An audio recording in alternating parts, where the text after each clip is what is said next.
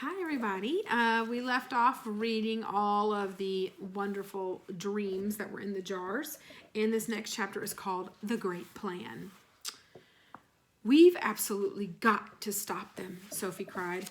"Put me back in your pocket quick and we'll chase after them and warn everyone in England that they're coming." "Redunculous and impossible," the BFG said. "They is going 2 times as fast as me, and they is finishing their guzzle before we is halfway." "But we can't just sit here doing nothing," Sophie cried. "How many girls and boys are they going to eat tonight?" "Many," the BFG said. "The flesh lump eating giant almost has a most squawkling, wopsy appetite." "Will he snatch them out of their beds while they're sleeping? Like peas out of a pottle," said the BFG. "I can't bear to think of it," Sophie cried. "Then don't," the BFG said. "For years and years I is sitting here on this very rock every night after night when they is galloping away, and I is feeling so sad for all the human beings they is gobbling up. But as I had to get used to it, there is nothing I can do. If I isn't a titchy little runt giant only 24 feet high, then I would be stopping them. But that is absolutely out of the window." "Do you always know where they're going?" Sophie asked. "Always," said the BFG. "Every night they is yelling at me as they is boodling past. The other day they was yelling, 'We is off to Mississippi and Miss Surrey to guzzle them both.'" "Disgusting," Sophie said. "I hate them." She and the big friendly giant sat quietly side by side on the big blue rock in the gathering dusk. Sophie had never felt so hopeless in her entire life. After a while, she stood up and cried out, "I can't stand it! Just think of those poor girls and boys who are going to be eaten alive in just a few hours' time. We can't just sit here and do nothing. We've got to go after those brutes." "No," said the BFG. "We must," Sophie cried. "Why won't you go?" The BFG sighed and shook his head firmly. "I has told you 5 or 6 times," he said, "and the third will be the last. I is never showing myself to human beings." "Why ever not?" "If I do, they will be putting me in the zoo with all the jiggy raffs and the caterpillars." "Nonsense," Sophie said. "And they will be sending you straight back to an orphanage," the BFG went on. "Grown-up human beings is not famous for their kindness. They is all squiff-rotters and jinx-luggers." "That simply isn't true," Sophie cried angrily. "Some of them are very kind indeed." "Who?" the BFG said. "Name one." "The Queen of England," Sophie said. "You can't call her a squiffle-rotter and a grink-sludger." "Well," the BFG said. "You can't call her a squeak-pip or a not-mucher either," Sophie said, getting angrier and angrier. "The flesh lump eater is longing dearly to guzzle her up," the BFG said, smiling a little now. "Who, the Queen?" Sophie cried, aghast. "Yes," the BFG answered. "Flesh lump eater says he has never eaten a queen, and he thinks perhaps she has an especially scrumdiddlyumptious flavor." "How dare he!" Sophie cried.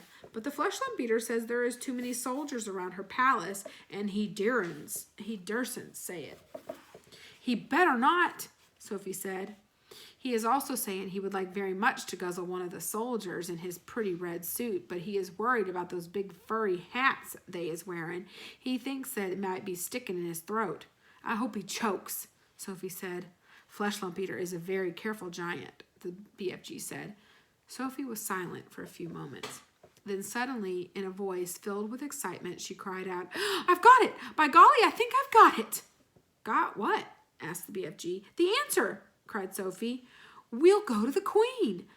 It's a terrific idea. If I went and told the Queen about these disgusting man-eating giants, I'm sure she'd do something about it." The BFG looked down at her sadly and shook his head. "She's never believe in you," he said. "Never in a month of Mondays." "I think she would." "Never," the BFG said. "It is sounding like such a wonky tall story. The Queen will be laughing and saying, 'What awful rub squash.' She would not." "Of course she would," the BFG said. "I has told you before that human beings is simply not believing in giants." "Then it is up to us to find a way of making her believe in them," Sophie said. "And how is you getting in to see the Queen anyway?" the BFG asked. "Now hold on a sec," Sophie said. "Just you hold on a sec, because I've got another idea." "Your ideas is full of grodswoggle," the BFG said. Not this one, Sophie said. You say that if we tell the Queen, she would never believe us? I is certain she wouldn't, the BFG said. But you aren't going to tell her, Sophie said excitedly. We don't have to tell her. We'll make her dream it. That is an even more froth-bungling suggestion, the BFG said. Dreams is lots of fun, but nobody is believing in dreams either. You was only believing in a dream while you was actually dreaming it. But as soon as you was waking up, you was saying, oh, thank goodness it was only a dream. Don't you worry about that part of it, Sophie said. I can fix that. Never can you fix it, the BFG said. I can. I swear I can. But first of all, let me ask you a very important question. Here it is. Can you make a person dream absolutely anything in the world? If I said I wanted to dream that I was flying in a bathtub with silver wings, can you make me dream it? I could, the BFG said. But how? Sophie said. You obviously don't have exactly that dream in your collection. I do not, the BFG said, but I could soon be mixing it up. How could you mix it up? It's a little bit of like mixing a cake, the BFG said. If you was putting the right amounts of all the different things into it, you was making the cake come out any way you want. Sugary, spongy, curranty, Christmassy, or grob switchy. It's the same with dreams. Go on, Sophie said. I has dillions of dreams on my shelves, right or left? Right, Sophie said. I has dreams about bathtubs. Lots of them. I has dreams about silver wings. I has dreams about flying. So if all I has to do is mix those dreams together in the proper way, and I is very quickly making a dream of where you is flying in a bathtub with silver wings. I see what you mean, Sophie said. But I didn't know that you could mix one dream with another. Dreams like being mixed, the BFG answered. They is getting very lonesome all by themselves in those glassy bottles. Right, Sophie said. Now then, do you have dreams about the Queen of England? Lots of them, said the BFG. Do you have any about giants? Of course, said the BFG. And about giants eating people? Swiggles of them, the BFG said. And about little girls like me? Those is the commonest of all, the BFG said. I has bottles and bottles of dreams about little girls. And could you mix them all up as I want you to? Sophie asked, getting more and more excited. Of course, the BFG said, but how is this helping us? I think you was barking up the wrong dog. Now hold on, Sophie said. Listen carefully. I want you to mix a dream which you will blow into the Queen of England's bedroom when she is asleep. And this is how it will go. Now hang on a minute, the BFG said. How is I possibly going to get near enough to the Queen of England's bedroom to blow in my dream? You is talking dums, Billy. I'll tell you later, said Sophie. For the moment, please just listen carefully. Here is the dream I want you to mix. Are you paying attention? Very close, said the BFG. I want the Queen to dream that 9 disgusting giants, each one about 50 feet tall, are galloping to England in the night. She must dream their names as well. What are their names again? Flesh Lump Eater, the BFG said. Man Hugger, Bone Cruncher, Child Chewer, Meat Dripper, Gizzard Gulper, Maid Masher, Blood Bottler, and the Butcher Boy. Let her dream all those names, Sophie said, and let her dream that they will be creeping into England in the depths of the witching hour and snatching little boys and girls from their beds. Let her dream that they will be reaching into their bedroom windows and pulling the little boys and girls out of their beds, and then, Sophie paused, do they eat them on the spot or do they carry them away first? She asked.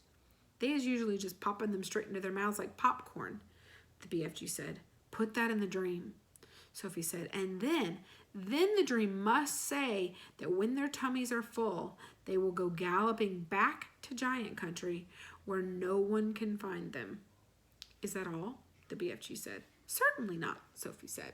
You must then explain to the Queen in her dream that there is a big friendly giant who can tell her where all those beasts are living, so that she can send her soldiers and her armies to capture them once and for all. And now let her dream one last and very important thing. Let her dream that there is a little girl called Sophie sitting on her windowsill who will tell her where the big friendly giant is hiding. Where is he hiding? Asked the BFG.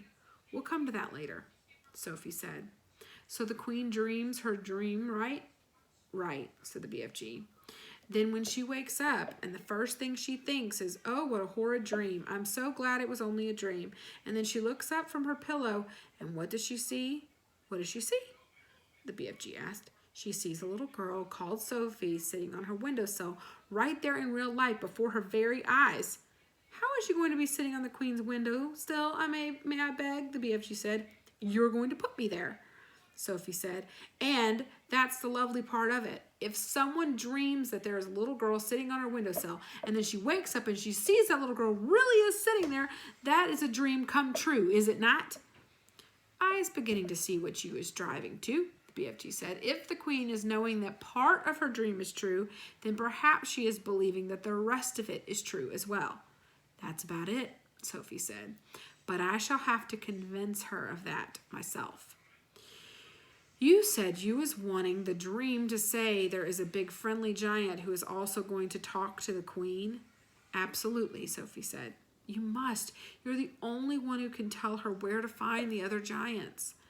How is I meeting the queen? Asked the BFG. I is not wanting to be shooted at by her soldiers. The soldiers are only in the front of the palace, Sophie said. At the back, there's a huge garden, and there's no soldiers there at all. There is a very high wall with spikes on it around the garden to stop people from climbing in, but you could simply walk over that. How is you knowing all this about the Queen's palace? The BFG asked. Last year, I was in a different orphanage, Sophie said. I was in London, and we used to go for walks around there. Is you helping me to find this palace? The BFG asked. I has never dared to go and hide and sneak in around London in my life. I'll show you the way, Sophie said confidently. I is frightened of London, said the BFG. Don't be, Sophie said. It's full of tiny, dark streets, and there are very few people about in the witching hour. The BFG picked Sophie up between one finger and a thumb and placed her gently in the palm of the other hand. Is the Queen Palace very big? He asked. Huge, Sophie said. Then how is we finding the right bedroom? That's up to you, Sophie said. You're supposed to be an expert at that sort of thing. And you is absolutely sure that the Queen will not put me in a zoo with all the catty piddlers? Of course she won't, Sophie said. You'll be a hero, and you'll never have to eat snozcumbers again. Sophie saw the BFG's eyes widen. He licked his lips. You mean it? He said.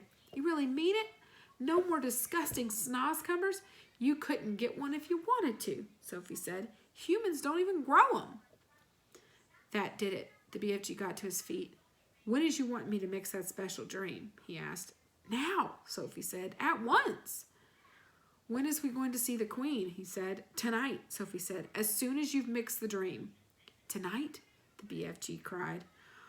Why such a flush-bunking flurry? If we can't save tonight's children, we can anyway save tomorrow, Sophie said. What is more, I'm getting famished. I haven't eaten a thing for 24 hours. Then we had better get cracking, the BFG said, moving back towards the cave. Sophie kissed him on the tip of his thumb. I knew you'd do it, she said. Come on, let's hurry. All right. So now we've got a plan. All right, so we'll hear some more next week. Thanks, guys.